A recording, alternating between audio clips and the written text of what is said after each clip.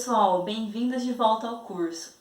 Hoje a gente vai falar de um tema super importante que é como fazer a busca da sua revisão sistemática. Apesar da maioria das pessoas que procuram esse curso estarem interessadas em aprenderem a metodologia da meta-análise em si, a análise estatística, eu reforço que esse tema é muito importante porque é onde a maioria das pessoas acha que está fazendo certo e não está. Então prestem atenção a todas essas dicas que eu vou dar hoje para vocês conseguirem pôr em prática uma busca que seja eficiente e evite que você fique lendo um monte de artigo inútil, que não vai ser relevante para a sua pesquisa, tá bom? Espero que vocês gostem. Vamos lá! Primeiramente, eu preciso que vocês entendam a diferença entre uma pesquisa sensível e uma pesquisa específica.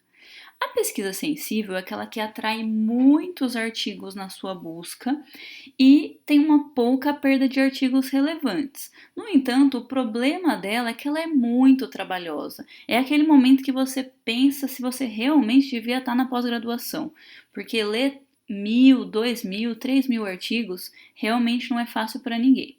Então, essa é a desvantagem da pesquisa sensível. Por outro lado, a vantagem é que você vai perder poucos dos artigos que você tem interesse ou quase nenhum. A pesquisa específica, por outro lado, ela já é muito mais fácil. Por quê? Porque ela vai atrair principalmente os artigos que você tem interesse, né? São bem menos artigos para você jogar fora, ou seja, você não vai ler tantos resumos e títulos irrelevantes para sua busca, mas você corre grande risco de perder artigos relevantes. Então, esses seriam aí os dois extremos. O ideal é que a gente consiga ficar aqui pelo meio, né? A montagem da sintaxe, especificamente aqui eu vou estar falando do PubMed, ela demora em torno de 1 hora, 2 horas. Então é importante que vocês saibam que precisa reservar tempo para esse momento, porque é uma fase muito importante da nosso trabalho, da nossa revisão sistemática. Basicamente, a gente precisa selecionar os grupos de palavras-chave. Então a gente tem os picos, né, que são os componentes da nossa pergunta. População, intervenção, o tipo de comparação, o desfecho e o tipo de estudo. Aqui eu estou dando um exemplo para vocês, como se eu fosse investigar o efeito do exercício físico na síndrome metabólica, antes e após um período de treinamento, e especificamente aqui eu vou estar utilizando a metabolômica como desfecho. Tá? E então eu vou estar incluindo também estudos clínicos. É o tipo de estudo que responde à minha pergunta. Certo. Então, basicamente, eu vou ter que ter um grupo de palavras-chave para identificar a síndrome metabólica, um grupo para identificar o exercício. Normalmente, a gente não coloca esse grupo de comparação na nossa sintaxe e um grupo para identificar o desfecho. E se eu quiser restringir mais ainda a minha busca, eu posso também adicionar o tipo de estudo que vai ser buscado. Aqui eu tenho a sugestão de datas e língua. A restrição por data, ela não é muito recomendada, a não ser que, por exemplo, aqui no caso da metabolômica, eu tenho uma data específica de quando essa técnica foi criada.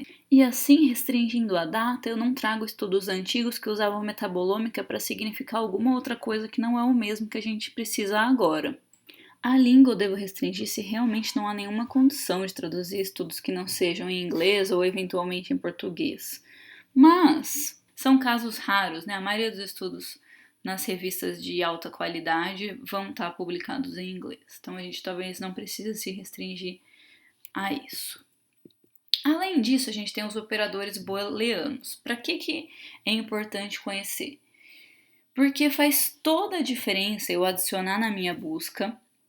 Por exemplo, eu tô lá, vou voltar um pouquinho aqui para vocês entenderem. Eu tenho aqui os componentes da síndrome metabólica. Eu posso colocar a própria síndrome metabólica como palavra-chave, depois eu vou explicar para vocês mais detalhes sobre isso, e eu posso adicionar outros sinônimos para síndrome metabólica. E nesse caso, quando eu estou adicionando sinônimos, eu vou precisar aqui do OR, né? Eu vou usar síndrome metabólica, ou pressão alta, ou obesidade, ou circunferência de cintura elevada, enfim, tudo que é substituível. No caso do end, eu só vou utilizar quando eu quero realmente que tenham as duas coisas obrigatoriamente. Então, voltando aqui para o nosso picos, eu vou utilizar todas as combinações aqui de sinônimos de síndrome metabólica, como eu disse para vocês, com o or entre eles, mas quando eu for adicionar o exercício, aí eu vou precisar ligar esses dois grupos de palavra-chave com o and, porque eu só quero estudos que falem de síndrome metabólica, mas que também falem de exercício. Se eu colocar o or, o que vai acontecer? Né? O ou. A síndrome metabólica, ela vai vir nos estudos separadamente do exercício. E o exercício também vai vir sem a síndrome metabólica. Então não é o que a gente quer. E o not é quando eu realmente quero restringir alguma coisa. Então eu sei que estão vindo estudos com animais que não são úteis para mim. Então eu posso adicionar o not e escrever lá estudos com animais, né? A gente vai ver como realmente especificar a categoria que a gente está interessado. E aí a gente tem as tags, né, que é assim que a gente especifica as categorias. Nas tags, aqui eu tenho o exemplo das tags do PubMed, o MH é o de mesh, o TIAB é o de título e abstract, o All Fields é qualquer campo do estudo e o PT é de publication type, né, o tipo de estudo. Eu coloquei as principais aqui, mas vocês podem procurar no PubMed, na busca avançada você consegue encontrar todas as opções. Mas por que isso é importante? Se eu colocar uma palavra como mesh, se ela realmente existe como mesh, o caso do exercício, né, o exercise em inglês, ele é um mesh. Se eu colocar exercise e mesh, ele vai trazer para mim, o PubMed, todas as palavras que são sinônimos de exercise. Todos os estudos que foram indexados como exercício. E não necessariamente tem escrito neles a palavra exercício. Já se eu coloco o TIAB, que é o título abstract, ele só vai me trazer as palavras que foram escritas exatamente daquela forma com qual eu descrevi no título e no abstract, não no texto. Se eu colocar o all fields, é basicamente o mesmo que o TIAB, então a palavra só vai vir daquela forma que ela foi escrita. Então, se eu escrever exercício, ele não vai me trazer treinamento físico, ele só vai me trazer exercício mesmo. Se eu colocar all fields em todos os campos do texto. Já um outro exemplo aqui que é o publication type é, por exemplo, se eu quero buscar estudos clínicos, né? Assim eu não vou trazer revisões, não vou trazer cartas ao editor, né? Então eu especifico, né, que eu quero clinical trials e aí eu coloco o PT na frente.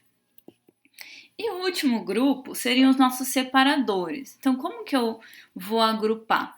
Se eu tenho aqui os termos do meu PICOS, por exemplo, todo o grupo de síndrome metabólica, como eu disse para vocês, separado por OR, eles provavelmente vão dentro de um parênteses para facilitar, né? E fora desse parênteses é que eu vou colocar o AND, que vai ligar ao meu outro grupo de palavras-chave dos PICOS, que seria um exercício, por exemplo. Certo? E aí aqui dentro do parênteses eu vou colocar o OR, né? Porque dentro do parênteses eu tenho todos os meus sinônimos de síndrome metabólica, no outro parênteses eu tenho todos os sinônimos de exercício, e assim vai. As aspas, em cada uma das bases de dados, a gente tem que tomar cuidado porque elas são usadas de forma diferente, mas no PubMed são essas duplas aqui. Essas aspas, elas são utilizadas quando eu tenho uma palavra composta. Então, por exemplo, síndrome metabólica ou metabolic syndrome, né, que como vai estar em inglês, ela precisa ser escrita com essas aspas, porque senão corre o risco de eu trazer só a síndrome ou só o metabólico, né? Eu preciso que ela venha combinada por essas aspas. Dá trabalho, né? Então aqui eu tenho um exemplo para vocês de como fica essa busca, né? Tá bem colorido para a gente diferenciar. Ó. Esse grupo amarelo aqui é o grupo do desfecho. Então eu queria só estudos que tivessem metabolômica, né? E eu achei todos esses sinônimos. O mesh da metabolômica escreve assim, metabolomics. E outras palavras que foram sugeridas pelo PubMed, que eu coloquei como TIAB, foi metabonomics e metabolomic. E aí eu adicionei todas as palavras sinônimos de síndrome metabólica. Então o mesh da síndrome metabólica, que eu coloquei aqui o MH, metabolic syndrome. Mas existem outras sugestões do PubMed, como síndrome X, hypertension, né, todos os componentes da síndrome metabólica, que aí eu estou separando com o OR. Reparem que tem as aspas, quando eu tenho principalmente palavra dupla, né, composta, que eu preciso disso, mas eu coloco em todas para ficar mais organizado. Então aqui eu tenho 3 palavras nessa combinação. E aí eu tenho a última classe, que é o exercise. Como o exercise é uma classe bem abrangente, né, dessa minha intervenção no PubMed, eu só usei aqui o mesh, o exercise como mesh, tá? Então percebam como que tudo isso está combinado.